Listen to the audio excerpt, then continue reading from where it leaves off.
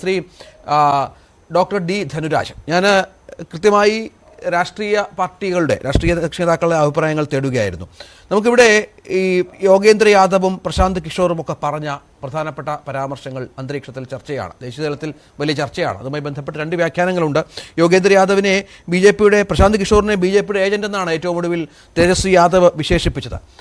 ഞാനിപ്പോൾ ഇന്ന് ഈ ചർച്ച കയറുന്നതിന് മുൻപ് ഡൽഹിയിലുള്ള എൻ്റെ സുഹൃത്തായ മാധ്യമപ്രവർത്തകരോട് സംസാരിച്ചപ്പോൾ അദ്ദേഹം പറഞ്ഞൊരു കാര്യം, നിങ്ങൾ ഈ ചർച്ചകളൊക്കെ നടത്തുന്നത്, നമ്മുടെ കാർഡ് പോലും തൃശങ്കുവാണോ എന്നായിരുന്നു. നിങ്ങൾ ഈ ചർച്ചകളൊക്കെ നടത്തുന്നത് കേരളത്തിൽ മാത്രമാണ്, മറ്റു സ്ഥലങ്ങളിലൊന്നും ഇതുപോലെയൊന്നും അല്ല കാര്യങ്ങൾ.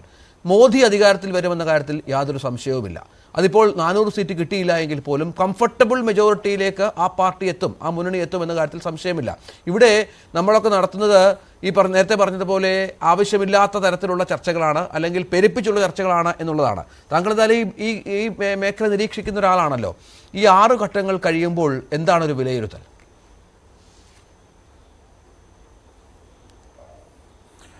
കേന്ദ്രത്തിലെ മോദി ഭരണം തന്നെ തുടരുമെന്നാണ് ഞങ്ങളുടെയൊക്കെ നിരീക്ഷണത്തിൽ. ഇപ്പോൾ കഴിഞ്ഞ ആഴ്ചയും ഞാൻ ഡൽഹിയിലുണ്ടായിരുന്നു, നമ്മൾ പലരുമായിട്ട് സംസാരിച്ചു.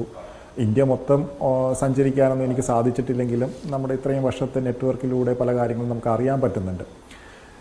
കഴിഞ്ഞ തിരഞ്ഞെടുപ്പിനെ അപേക്ഷിച്ച് ഈ പ്രാവശ്യം 1-2 വ്യത്യാസങ്ങളുണ്ട്. ഒന്ന്, ഗ്രൗണ്ടിൽ മോഡി വേവില്ല. അതായത് നമ്മൾ സാധാരണ നമ്മൾ മാധ്യമങ്ങളിലൊക്കെ കാണുന്ന പോലെ തന്നെ ഏത് പരിപാടിയിലും തുടങ്ങുന്ന തൊട്ട് അവസാനം വരെ മോദിക്ക് ജയ് വിളിക്കുന്ന ഒരു ജനക്കൂട്ടത്തെ നമ്മൾ കണ്ടിട്ടുണ്ട്. പക്ഷെ അത് ഈ പ്രാവശ്യം കുറച്ച് കുറവാണ്. ചില സ്ഥലങ്ങളിൽ അത് ഒട്ടും തന്നെ ഇല്ലെന്ന് തന്നെ പറയാം. പക്ഷേ അത് മോഡിക്കെതിരായിട്ടുള്ളൊരു വോട്ടായിട്ട് മാറും എന്നുള്ള കാര്യത്തിൽ നമുക്ക് അങ്ങനെ പ്രതീക്ഷിക്കാൻ പറ്റത്തില്ല. നമ്മളിപ്പോൾ ഇതിൽ പല കാര്യങ്ങളും ഞാൻ സൂചിപ്പിക്കാം.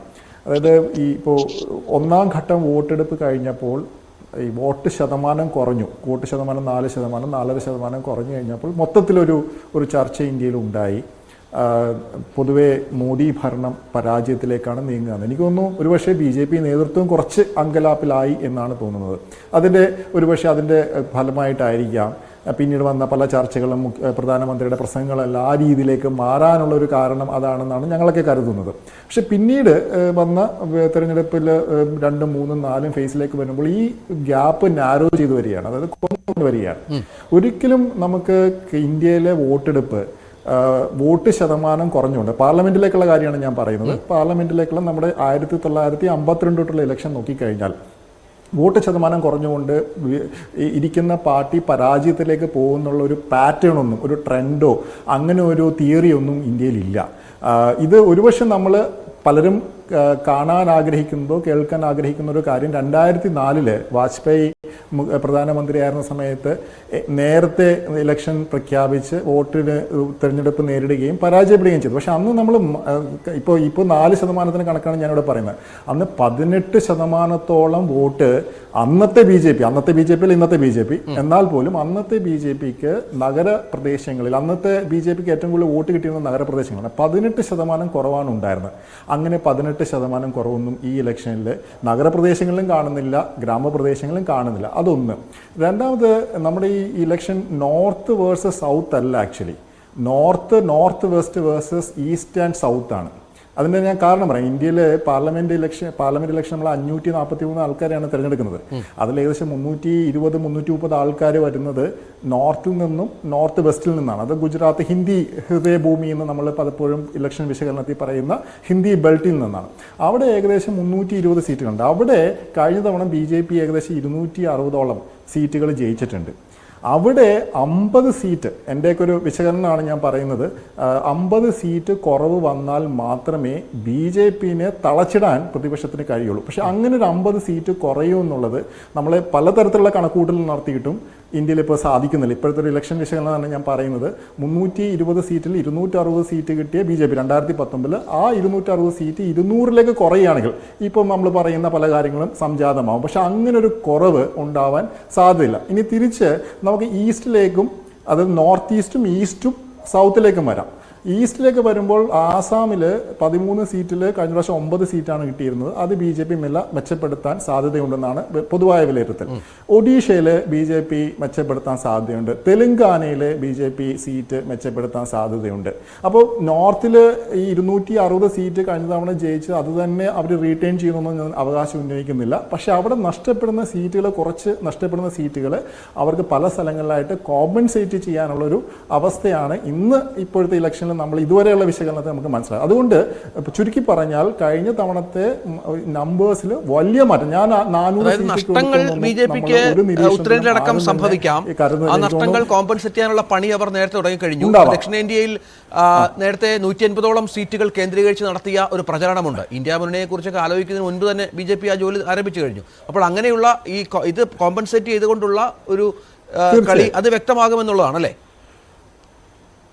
അല്ല, ഇനി ഒരു കാര്യം കൂടിയുണ്ട്. നമ്മളിപ്പോൾ UPയിലേക്ക് നമ്മൾ നമ്മൾ പോകുന്ന ഒരാളെന്നതിൽ കൂടി പറയുകയാണ്. ഇപ്പം നമ്മൾ പലരെയും നമ്മൾ ബന്ധപ്പെട്ട് സംസാരിക്കുന്നുണ്ട്.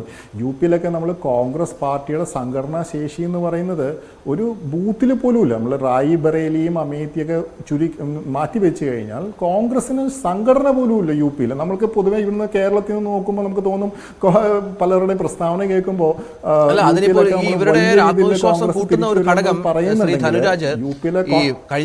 രാഹുൽ ഗാന്ധിയും അവിടെ രാഹുൽ ഗാന്ധിയൊക്കെ ചേർന്ന് നടത്തിയ ഒരു റാലിയിൽ വലിയ ആൾക്കൂട്ടമുണ്ടായി, വലിയ ജനം ഇടിച്ചു കയറി, അവസാനം റാലി നിർത്തി മടങ്ങേണ്ട ഒരു പശ്ചാത്തലമൊക്കെ ഉണ്ടായി. അങ്ങനെ വിവിധ റാലികളിൽ ആളുകളുടെ കൂട്ടം അത് വലുതായി വരുന്നു. അതൊക്കെ വോട്ടായി മാറുമെന്നുള്ള ആത്മവിശ്വാസമാണ് ദേശീയ തലത്തിൽ നേതാക്കൾ പങ്കുവെക്കുന്നത്. ചർച്ചയിൽ പോലും ആളുകൾ പറയുന്നത് അങ്ങനെയാണ്. നമ്മൾ സമാജ്വാദി പാർട്ടിക്ക് ചിലപ്പോൾ 1-2 സീറ്റുകൾ കൂടി കിട്ടിയേക്കാം. ഒരു കാര്യം ആലോചിക്കുക, സമാജ്വാദി പാർട്ടി നിർത്തിയിരിക്കുന്ന 7 കാൻഡിഡേറ്റ്സ് എല്ലാവരും തന്നെ ഏകദേശം അഖിലേഷ് യാദവിൻ്റെ കുടുംബാംഗങ്ങളെ തന്നെയാണ്. ഇതെല്ലാം ഞാനിത് പറയുന്നത് കുടുംബാധിപത്യത്തെ പറ്റി സംസാരിക്കാനല്ല, പക്ഷേ വോട്ടെടുപ്പിൽ ഇത് പലതുമൊക്കെ ചർച്ചാ വിഷയമാണ്. UPയിൽ പോലും ചർച്ചാ വിഷയമാണ്. അപ്പോൾ ഈ സംഘടനാ ശേഷിയില്ലാത്ത ഓപ്പോസിഷനാണ്. അത് വളരെ ഒരു ഇന്ത്യയെ സംബന്ധിച്ച്, ഒരു ഡെമോക്രസിയെ സംബന്ധിച്ച് വളരെ വേദനാജനകമായ ഒരു കാര്യമാണ്. കാരണം നമുക്ക് ഓപ്പോസിഷൻ വേണം. ഓപ്പോസിഷൻ ഭരണത്തിലെത്തണം, ഭരണകക്ഷി ഓപ്പോസിഷനിലെത്തണം. ഇത് നമ്മുടെ രാജ്യം ഒരിക്കലും ഒരു 2 പാർട്ടി 2 പാർട്ടി സംവിധാനത്തിലേക്കൊന്നും പോയി അതപ്പതിച്ചുകൂടാ. പക്ഷേ ഇപ്പോൾ ഈ ഇലക്ഷനിൽ കാണുന്ന ഒരു കാര്യം എന്ന് പറയുന്നത്, ഇപ്പോൾ ബീഹാറിൽ നമ്മൾ പലപ്പോഴും പറയുന്നുണ്ട് ബീഹാറിൽ JDUവിന് സീറ്റ് കിട്ടില്ല എന്നുള്ളത്. ഞാനും അങ്ങനെയാണ് വിശ്വസിച്ച് വന്നത്. പക്ഷേ കഴിഞ്ഞ 2 ആഴ്ചക്കുള്ളിൽ നടത്തിയ വിശകലനത്തിൽ എനിക്ക് മനസ്സിലായത് JDUവിന് അത്രയും വലിയൊരു സെറ്റ് ബാക്ക് ഉണ്ടാവില്ല എന്ന് തന്നെയാണ് ബീഹാറിൽ നിന്നുള്ള റിപ്പോർട്ടുകൾ പറയുന്നത്. അതേപോലെ തന്നെ മഹാരാഷ്ട്രയിൽ നമ്മൾ വലിയ സെറ്റ് ബാക്കാണ് BJPക്ക് പ്രതീക്ഷിക്കുന്നത് എല്ലാവരും. പക്ഷേ നമ്മൾ ചില കണക്കുകൾ എടുത്ത് നോക്കുമ്പോൾ, ഗ്രൗണ്ടിൽ നിന്ന് റിപ്പോർട്ടുകൾ കിട്ടുമ്പോൾ നമുക്ക് തോന്നുന്ന അത്രയും വലിയ, നമ്മൾ പ്രതീക്ഷിക്കുന്ന പോലെ 50%, 60% സീറ്റുകൾ അവർക്ക് നഷ്ടപ്പെടുമെന്ന് നമുക്ക് പ്രതീക്ഷിക്കാൻ വയ്യ. ഇപ്പോഴത്തെ വിശകലനമാണ് ഞാൻ പറയുന്നത്. അപ്പോൾ പൊതുവേ നമ്മൾ രാജ്യത്ത് നോക്കുമ്പോൾ BJPക്ക് വലിയ കേടുപാട് കൂടാതെ തന്നെ ഭരണം നിലനിർത്താൻ പറ്റുമെന്ന് തന്നെയാണ് പൊതുവായിട്ടുള്ള വിശകലനം.